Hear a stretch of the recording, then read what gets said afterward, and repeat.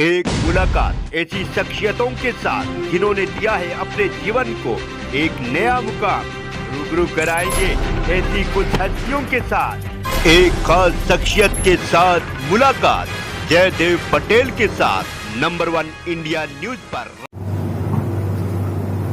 नमस्कार व्यूअर्स, मैं जयदेव पटेल और आप देख रहे हैं नंबर 1 इंडिया न्यूज। आपका एक बार फिर स्वागत है एक खास शख्सियत के साथ मुलाकात प्रोग्राम में। आज हमारे साथ खास मेहमान है भारत सरकार में बंदरगाह, जहाजरानी, जलमार्ग और पर्यटन मंत्रालय के राज्य मंत्री शिपांशु नायक। शिपांशु नायक जी, आपका बहुत बहुत स्वागत है आपके हमारे प्रोग्राम में। नमस्कार जी, नमस्कार जयदेव जी।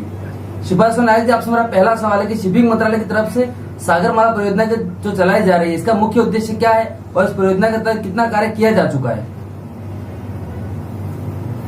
जयदेव जी, आप तो जानते हैं शिपिंग एक बड़ा व्यवसाय है और ये पूरे सागर तट का या समुद्र का हमने उपयोग किया। भगवान की कृपा से हमारे पास 7,500 किलोमीटर की कोस्टलाइन हमारे पास है, हमारे देश के पास है। और जितना विकास उसका होना चाहिए था, इसका यूज जितना होना चाहिए था, अब तक हुआ नहीं है, आप सब जानते हैं। नरेंद्र भाई मोदी जी ने इसके लिए बहुत बड़े प्रयास आज शुरू किए हैं। उन्होंने जो सागरमाला प्रोजेक्ट जो निकाला है और इससे इस सागरमाला प्रोजेक्ट के ये 7,500 किलोमीटर जो लाइन है उसका डेवलपमेंट इस सागरमाला प्रोजेक्ट में है। आज तक हमने कम से कम सागरमाला प्रोजेक्ट में 802 प्रोजेक्ट अप्रूव किए हुए हैं। इस प्रोजेक्ट में हो कि एक लोकल पोर्ट हो, जो मेजर पोर्ट छोड़ के हमारे मेजर पोर्ट तो हम शिपिंग और हमारी मिनिस्ट्री देख रही है, जो ऐसे 802 प्रोजेक्ट है, rail connectivity, road connectivity, port connectivity और छोटे छोटे बंदरगाह जो है ये आने स्टेट के हो, डिस्ट्रिक्ट के हो, पूरे कोस्ट लाइन पे उसका जो डेवलपमेंट करके ये जो हमारी सागर से जो ट्रांसपोर्ट, समुद्र से जो ट्रांसपोर्ट है, शिपिंग है, यदि उसको बढ़ावा देने के बाद निश्चित तौर से हमारे व्यापार जो है वो बढ़ जाएगा। उसके साथ साथ एक चीपर मोड ऑफ ट्रांसपोर्ट है, जो शिपिंग है वो चीपर मोड ऑफ ट्रांसपोर्ट है। इतने बड़े समुद्र का उपयोग हमने किया तो निश्चित रूप से आज यदि रोड ट्रांसपोर्ट हमें 5 रुपए पर किलोमीटर लगती है तो ये कम से कम एक रुपया 50 पैसे में इसका कॉस्ट हो जाएगा। और इसके साथ साथ पोल्यूशन भी उसमें कम हो जाएगा, ये तो बात निश्चित है। और इसलिए इसी पूरे 7,500 किलोमीटर का जो पोर्टल लाइन है उसका डेवलपमेंट इस सागरमाला प्रोजेक्ट इसमें आई हुई है। इसमें से कम 400 प्रोजेक्ट हमारे पूर्ण हुए हैं, जो कम से कम 200-250 कंप्लीशन के मार्ग पर है, दूसरे का काम चल रहा है। और ये होने के बाद और भी प्रोजेक्ट इस सागरमाला प्रोजेक्ट में हम ले जाएंगे और पूरे कोस्ट लाइन का विकास इसमें हो जाएगा। जी, शिपांशु नायक जी, सागरमाला परियोजना के तहत कितने नए बंदरगाह बनाने की योजना है और क्या इसके तहत अभी कोई नया बंदरगाह बनाया भी गया है? ये हर एक स्टेट ने, मेरे पास वो अभी रिकॉर्ड मेरे पास नहीं है कि ये जो सभी स्टेट जो कोस्टल स्टेट है उन्होंने अपने प्रोजेक्ट भेजे हुए हैं। उसमें से हमने वो 802 प्रोजेक्ट है। इसमें बहुत से छोटे पोर्ट है जो रिनोवेट करने वाले जो पोर्ट है उसका रिन्यू हमें करना है, उसको फिर अच्छी स्थिति में लाने का काम भी है। उसको रोड कनेक्टिविटी अच्छी देनी है, उसको रेल कनेक्टिविटी अच्छी देनी है, ये भी सब प्रोजेक्ट उसमें है।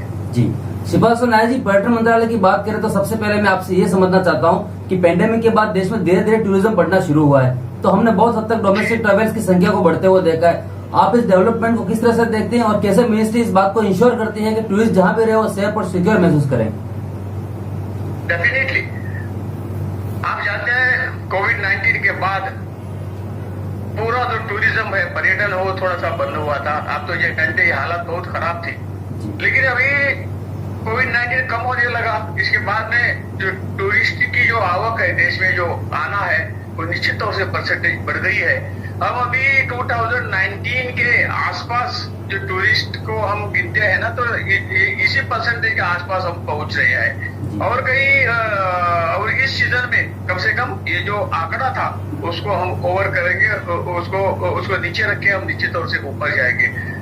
पर्यटन मंत्रालय सभी तरह से काम कर रही है। जो राज्य सरकार का प्रपोजल हमारे पास आता है, आप तो जानते हैं पर्यटन एक स्टेट का विषय है, जो कुछ उनको चाहिए और हमारे स्कीम के अंदर पूरी फाइनेंशियल सपोर्ट उनको करते हैं।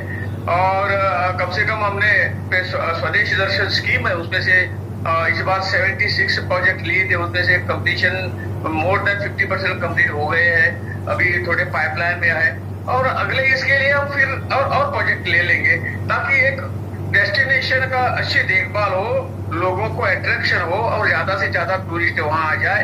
इसके साथ साथ तो प्रसाद जो स्कीम है उसको स्कीम के अंदर जो ASI का जो साइट है जी ठीक करने के लिए हमारा पैसा है, क्योंकि और भी हमने पैसा लगा दिया, कम से कम 42 प्रोजेक्ट हमने वो उनमें से ले दिए थे, उसमें से कई कंप्लीट हो गए, अभी कंप्लीट होने वाले हैं। इस तरह से राज्य जो कुछ केंद्र के पास हमारे पास मांगता है उसका हम निश्चित तौर से हम पैसा फाइनेंशियल मदद हम करते हैं और टूरिस्ट फॉरेन के टूरिस्ट हमारे यहाँ आए इसलिए हम इसका एडवर्टाइजमेंट क्योंकि उनके देश में उनके राष्ट्र में करते हैं ताकि टूरिस्ट को पता चले हमें हमारे पास जितने जो स्थान है वो देखने लगे, इसका भी प्रचार प्रसार हम करते हैं और कुल मिला के स्थिति अच्छी है। और मैं कहना चाहता हूँ कि इस साल निश्चित तौर से कोविड के पहले कोविड के सीजन में जो कुछ 2 साल में जो कुछ हम नीचे आए थे, हमारा उच्चांक आया था वो निश्चित तौर से ऊपर आ जाए। जी श्रीपाद नायक जी, मिनिस्ट्री के फ्यूचर प्लान्स को लेकर देखें तो अपना देश जैसे प्रोग्राम की शुरुआत के बाद कैसे देश के उन हिस्सों को छुआ गया जहाँ कम से कम टूरिस्ट जो आते थे और कैसे मिनिस्ट्री दिशा में आगे की और कदम बढ़ा रहा है ताकि पर्यटकों की संख्या जो है वो ज्यादा बढ़ सके। जी इसीलिए हमारे प्रयास है। आप तो जानते उसके सुरक्षा के बारे में, उसके रहने के बारे में, उसकी बाकी सभी जो व्यवस्था है उसके बारे में हम जैसा मैंने कहा कि राज्य सरकार जो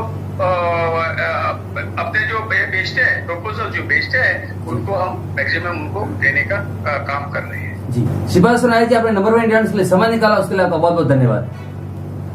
थैंक यू जी, थैंक यू।